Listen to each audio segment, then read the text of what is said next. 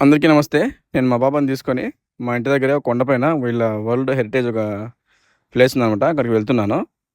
ఇక్కడికి వెళ్ళాలంటే మనం ఆ కొండపైకి నడుచుకొని కూడా వెళ్ళిపోవచ్చు. కొండ కింద నుంచి 3 కిలోమీటర్లు ఉంటుంది.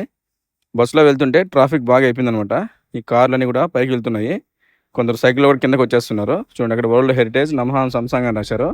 ఇక్కడ కొండపైన ఈ బుద్ధిస్ట్ మాంక్ మా పాపకి అక్కడ ఒక బుద్ధుని యొక్క బ్రాస్లెట్ ఒకటి ఇచ్చారు. చూడండి, చేతికి వేస్తున్నాడు. చాలా బాగా మాట్లాడాడనమాట అక్కడ వెళ్ళినప్పుడు. 크지 말고 잘 커야 돼.